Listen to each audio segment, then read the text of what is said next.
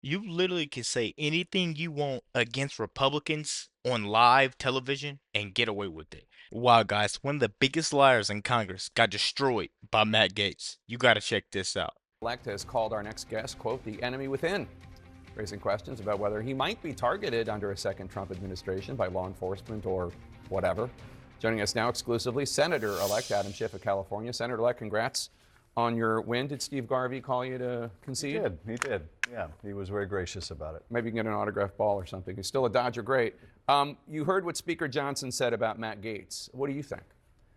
I think he's not only unqualified, he is really disqualified. Are we really going to have an attorney general who there's credible allegations he was involved in child sex trafficking, potential illicit drug use, obstruction of investigation, who has no experience serving in the Justice Department, only being investigated by it? But Wait a minute.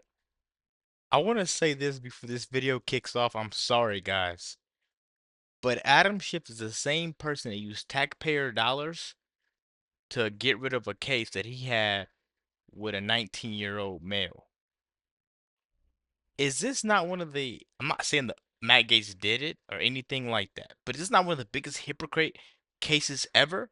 Like, that's like me unaliving someone and then going about it like, oh, I didn't do that. I didn't do that. Or not saying I didn't do that. Oh, that guy's wrong for going out about and doing that because he felt emotional distress. This guy's a effing hypocrite, guys. Let's keep going. Jake, I think the whole point with these nominees, several of them, is their unqualification, is their affirmative disqualification. That's Trump's point, because what he wants to do with these nominees is establish that the Congress of the United States will not stand up to him with anything. If they will confirm Matt Gaetz, they will do anything he wants. I mean, look how the Speaker had to tie himself in knots a couple days ago, saying the Speaker effectively should stay out. You literally can say anything you want against Republicans on live television and get away with it. That's why MSNBC's ratings are down. Next up is CNN. This mainstream media stuff that people keep paying attention to is going to fall. You know why? Because people like me and other YouTubers, not that I'm the best, but other YouTubers are out here and they're preaching the truth. We are willing to tell people when other people are wrong. And we're not going to ignore the fact of when someone's wrong. Like, dude, you just did something wrong.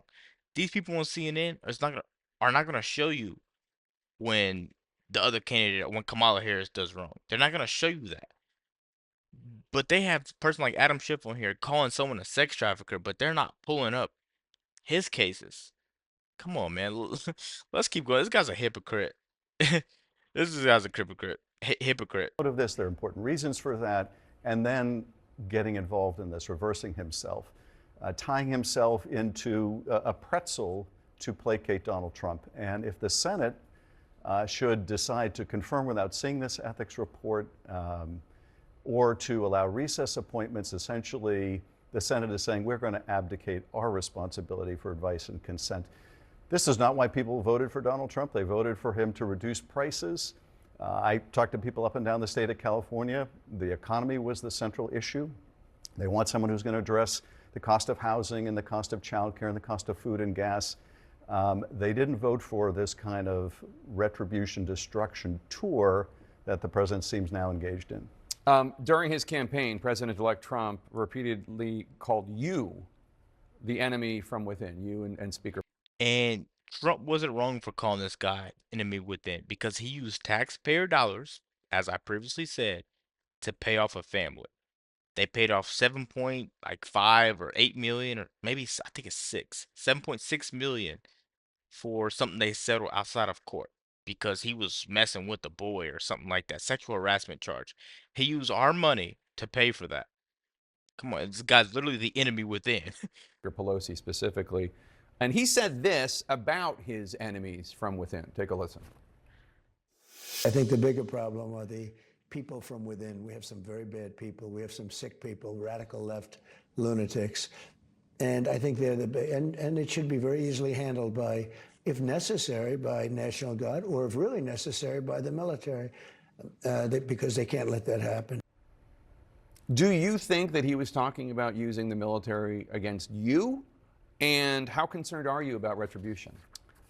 Clearly, that's what he was talking about. Would he go to that length with the military, essentially fulfill some kind of a unconstitutional order? I would hope the military would have more independence than that. Historically, the military has stood up to civilian authority where civilian authority has suggested, as in his first administration, unconstitutional acts. Look, I'm not going to be intimidated by anything he says, by anything he does. If I was, I wouldn't be on your show. I'm going to do my responsibility in the Senate. Californians are expecting me, first and foremost, to try to work and get things done, work across the aisle. Where the president wants to fight prices, I will work with him. But where the president wants to engage in unconstitutional abuses of power, just as he did in the first administration, I will defend our state. I will defend the rights and freedom of the American people. So, yeah, that's what he said. That's what he may try to do, but I'm not going to be intimidated. I'm looking at these nominees, Tulsi Gabbard to be Director of National Intelligence, possibly Kash Patel to be head of the FBI, Gaetz at DOJ, RFK Jr. at HHS, and others. And obviously, he is bringing a group of people to disrupt. I mean, that is what Speaker Johnson said.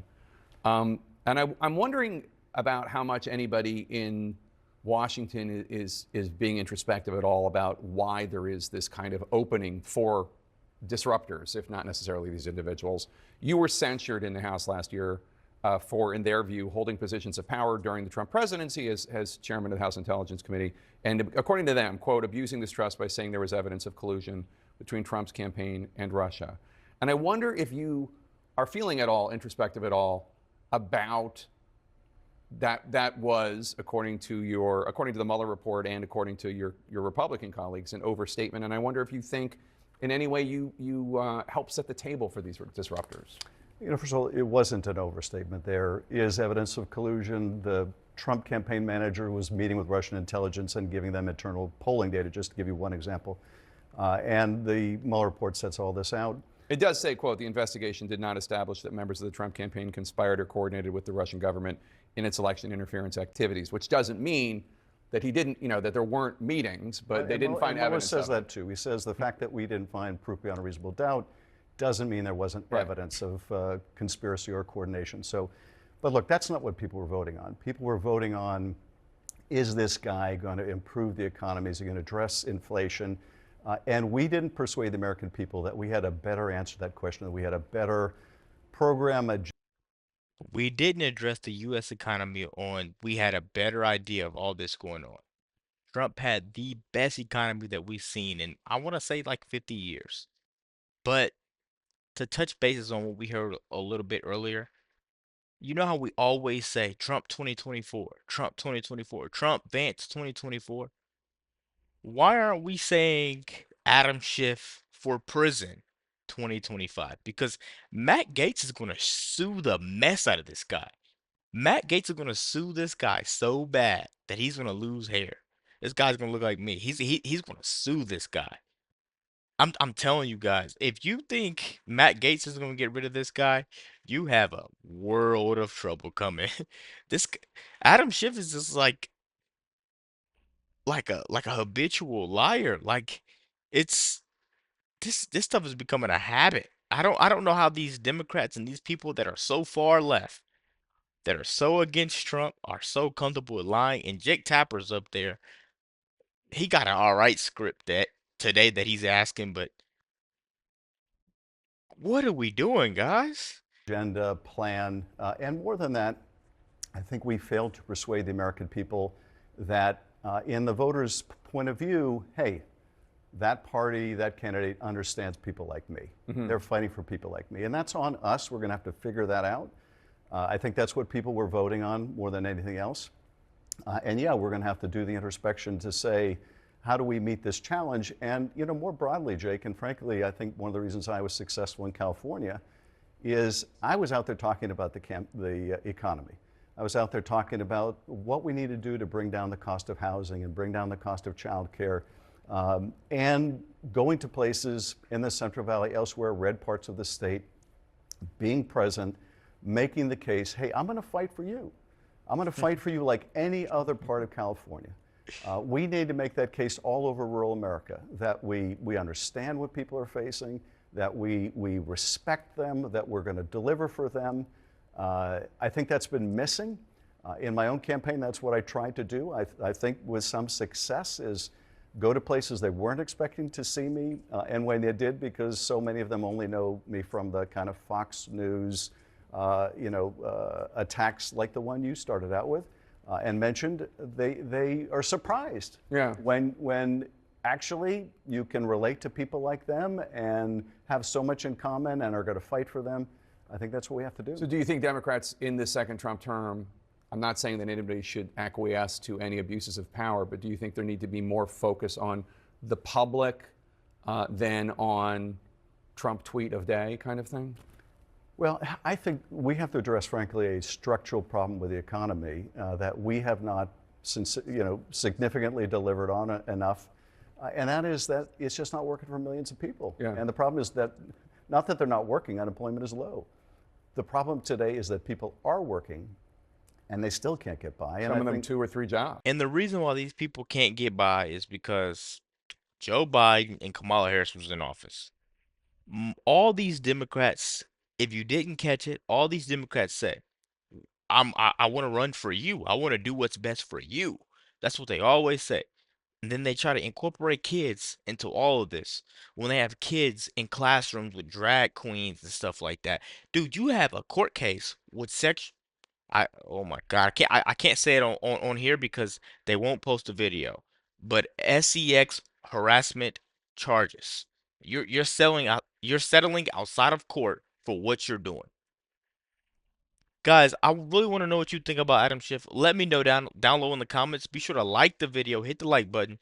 Like, comment, subscribe if you're new, and as always, let me know what to react to. We're out.